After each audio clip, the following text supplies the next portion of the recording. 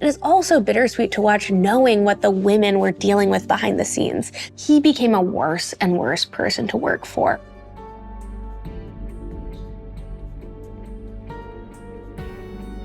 His reaction to Raquel Lee Ballou's birthday cake. Raquel Lee Ballou was a regular on the first season of The Amanda Show, although she felt more like a guest star and would soon be phased out altogether. While Ballou enjoyed working with co-stars like Drake Bell, she's just one of the individuals who have called out Schneider for creating a toxic work environment, describing him as a, quote, tornado. Dan was like a tornado. He'd come in and like, you'd be like, wow, okay, what just happened? Dan showed up.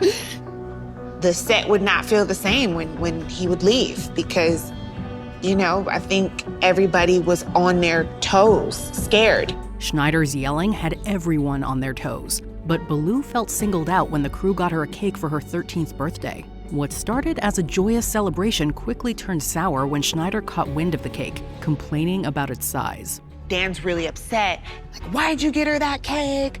Like, that's a big cake. Like, she didn't need that big of a cake. And I was just like, and I felt it. Schneider did not make Ballou feel welcome on set, a sentiment that was emphasized when she wasn't invited back without explanation. I had to really pick myself back up and keep it moving in an industry that showed me very early on that it has no love for me at all. Overworking employees. Even with child labor laws in place, numerous stars who grew up working on Nickelodeon shows have reflected on the long hours. They would be like, hey, can you stay an extra however long?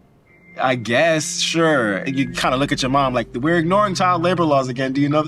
All right. It wasn't just the young stars who had to work late. According to Karen Finley Thompson, an editor on several Nickelodeon productions, her life revolved around the Schneider. You had to be as good or better or put more hours in or do longer things than Dan did.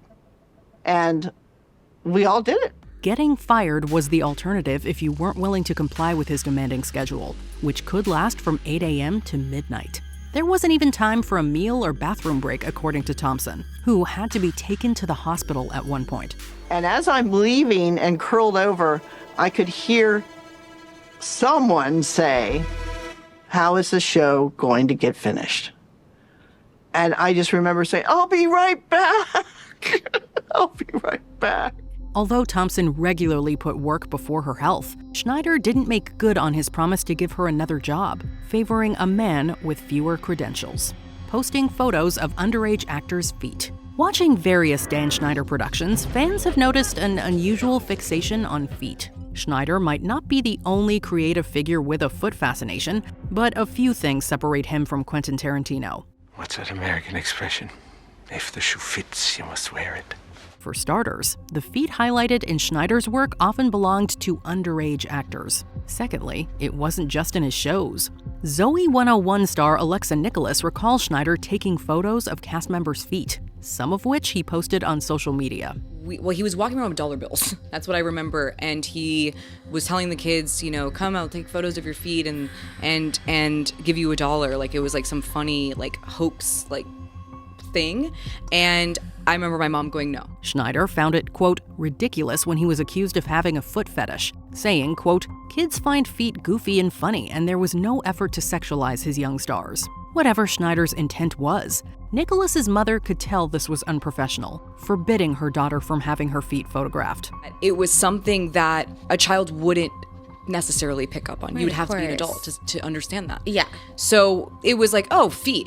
If he was going around asking for something else, we'd all go, whoa. Yeah. And you're fired. Asking female coworkers for massages. There was always someone massaging him. That's all I remember was some person on set massaging that guy. Schneider has been repeatedly called out for sexism, requesting massages from women on set being one example. Amanda Bynes is the most high-profile person reportedly seen giving Schneider neck massages. Bynes has yet to comment on the massages and other allegations against Schneider.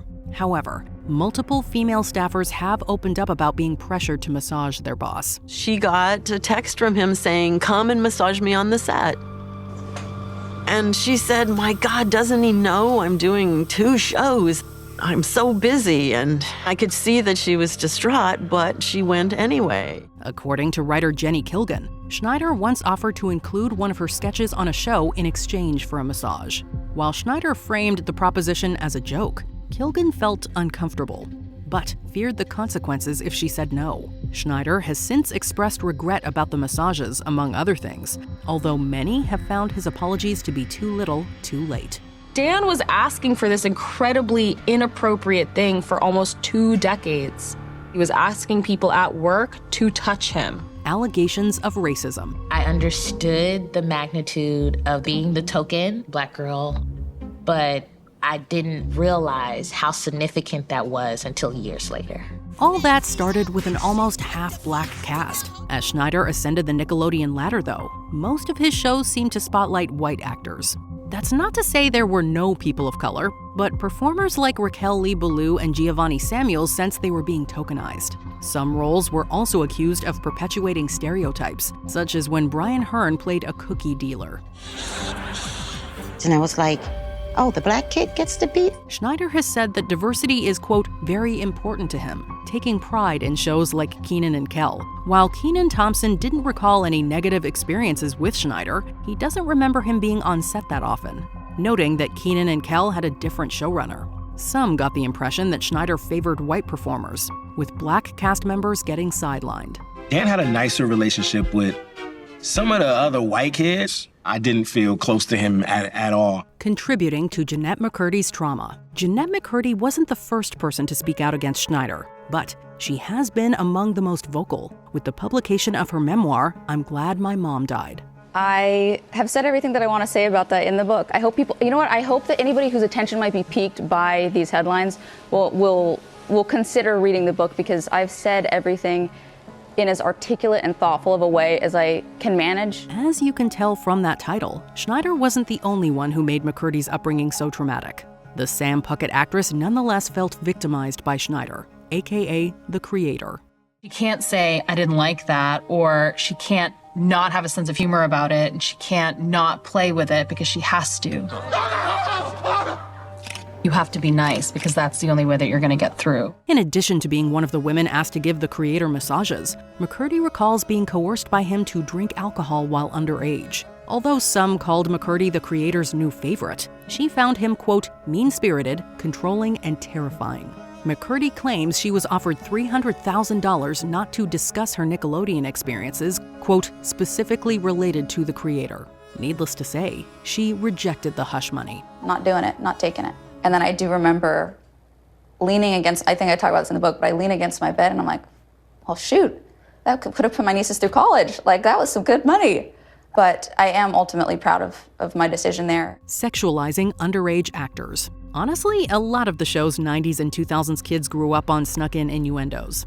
Some moments from Schneider shows have aged worse than others, however. The main point of concern stems from the wardrobe department, putting young actresses in short skirts and revealing outfits. We don't need to be hyper-conservative of bodies, but that didn't represent even me as a girl at that age. Via reps, Schneider denied sexualizing young stars, arguing that other adults were on set and the network approved everything. Beyond what viewers saw on screen, though, several stars felt exposed behind the scenes.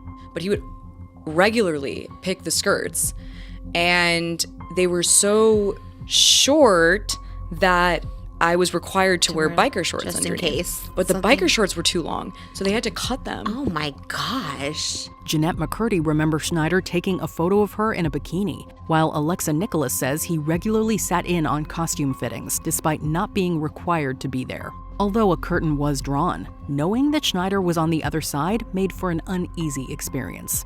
And I would come out and I would do a spin, and then he would look at the wardrobe artist and say, can I have the Polaroids? Underpaying and undermining female writers. Given its leading lady, one would expect the Amanda Show's writing staff to be ample with female voices. When the show premiered, Jenny Kilgan and Christy Stratton were the only women in the writer's room. Both felt belittled by Schneider, who allegedly said, quote, women can't write funny. He challenged us to name a funny female writer.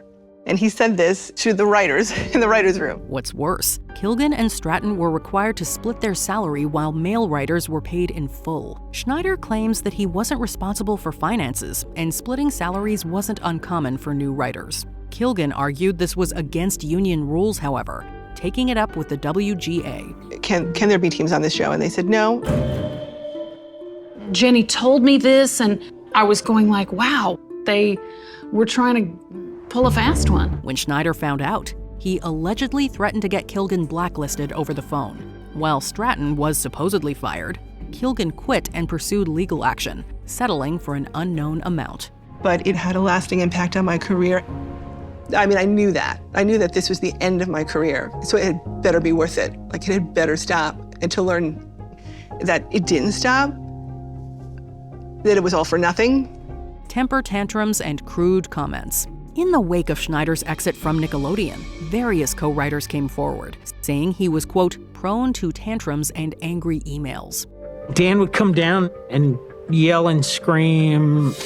There was many times where I had to go, okay, you're creating an atmosphere on this set that is not healthy. Jenny Kilgan remembers Schneider messaging her to scream degrading comments like, quote, I'm an idiot. As inconsiderate as Schneider could be on set, he was apparently at his worst in the writer's room, where he forced women into humiliating situations and regularly made vulgar jabs at their expense. And he would always present it like a joke, you know, and he would be laughing while he said it. But you always felt like disagreeing with Dan or saying or standing up for yourself could result in you getting fired. Jeanette McCurdy said of Schneider in an interview, quote, it was so commonplace, his behavior, and it was so accepted because everyone was scared of losing their job. Schneider has described some of his past comments as, quote, snarky. Based on the effect his words had on numerous former colleagues, snarky hardly sums it up. Thinking about it now, yeah, it's like, oh boy, I just think of that poor girl and what she had to, go through. Predators on sets. 2 predators worked on Dan Schneider's shows, production assistant Jason Handy and dialogue coach Brian Peck. Schneider claims that he wasn't the one who hired Peck. To be fair, Drake Bell credited Schneider for reaching out upon learning about Peck. And Dan just goes, you don't need to talk anymore about it. That's all I needed to hear. Are you okay? Do you need anything from me? Is there anything that you need? The fact that Schneider was among the few Nickelodeon execs who called Bell shows that there was a much larger problem with the network and industry as a whole.